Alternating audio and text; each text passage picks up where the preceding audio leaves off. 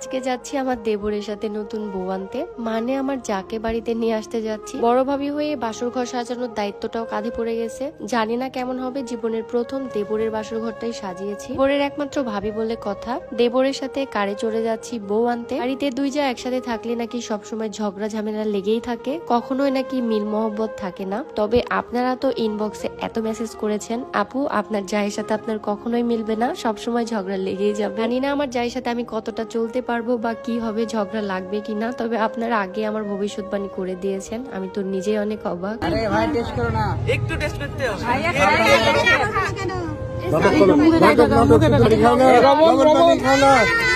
গাড়ি থেকে নেমে এদিকে গেট ধরেছিল। জামাইয়ের কাছ থেকে এখন মোটা অঙ্কের টাকা নিবে ছোটরা, মানে বরযাত্রী হয়ে পড়েছি বিপদে। সব জায়গাতেই শুধু টাকাই ফেলতে হচ্ছে। আচ্ছা, বিয়ের দিন কি শুধু ছেলেদেরই চিন্তা হয় নাকি বেশি? আমি তো দেখছিলাম আমার দেবরজি শুধু পানি খাচ্ছিল একটু পর পর। তবে এটা সত্য কথা, বিয়েতে কিন্তু ভালোই চিন্তা হয়। বর হোক বা কনে, দুইজনারই চিন্তা থাকে। আমার নিজের বিয়েতেও আমি এত চিন্তা করেছি, এক সপ্তাহে পুরো 5 থেকে 7 কেজি ওজন কমে গিয়েছিল আমার। এদিকে তো বরযাত্রী হয়ে সব জায়গায় টাকা দিতে হচ্ছে, মানে এদিকে দেখছেন হাত ধুয়ে দিচ্ছে, মানে এখানেও কিন্তু টাকা নেওয়ার একটা ধান্দা আছে তাদের। বরযাত্রী হলে আসলে ধাপে ধাপে শুধু টাকাই দিতে হয়। এদিকে জামাইয়ের জুতা চুরি করে ফেললে সেখানেও টাকা দাও, হাত ধুয়ে দিলে সেখানেও টাকা দাও। ফাইনালি আমার যা একদম লাল টুকটুকে বউ সেজে চলে এসেছে। মাশাল্লাহ মাশাল্লাহ, অনেক কিউট লাগছিল এরকম লাল টুকটুক একটা বউ সেজে। আমারও অনেক শখ আছে একটা লাল টুকটুক বউ সাজবো। আপনারা সবাই দোয়া করে দিবেন আমরা দুই যা যেন সবসময় এরকম হাসি মুখে চলতে পারি, একসাথে থাকতে পারি। এবারের বিয়েতে শুধু মজাই করিনি, আমরা দুইজন এত পরিমাণে খাবার খেয়েছি। আপনাদের ভাইয়া তো বলছিল এবার আমার ভুঁড়ি ফটাস করে ফেটে যাবে। খাওয়া দাওয়া শেষ করে এখন আমাদেরকে বের হয়ে যেতে হবে, মানে বর বউয়ের আগে আমাদেরকে চলে যেতে হবে বাসর ঘর সাজানোর জন্য।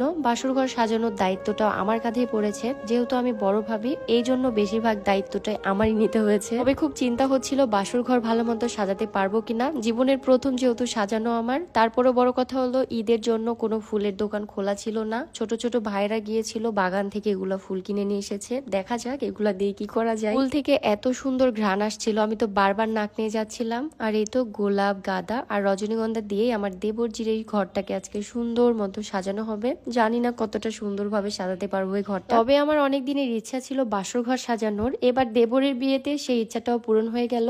যদিও আমার বিয়েতে সবাই প্লাস্টিকের ফুল দিয়ে বাসর ঘর সাজিয়েছিল, নতুন বউ হাতে তো আর তেমন কিছু বলতে পারছিলাম না। তবে তাজা এই ফুলগুলো দিয়ে ঘর সাজালে না দেখতে অনেক বেশি সুন্দর লাগে। এদিকে আমরা বাসর ঘর সাজাচ্ছি, অন্যদিকে মশলা রেডি করা, গরু কাটা, মাংস রেডি করা সবই চলছিল। তবে আজকে ভাবিকে, মানে আমার নতুন যাকে দেরি করে ঘরে ঢুকাবো, আর জায়ের কাছ থেকে তো একটা মোটা টাকা খুলতেই হবে, কারণ বরযাত্রী হয়ে ধাপে ধাপে আমাদেরকে অনেক টাকা দিতে হয়েছে। এন্ড এটা হচ্ছে বাসর ঘরের ফাইনাল একটা লুক।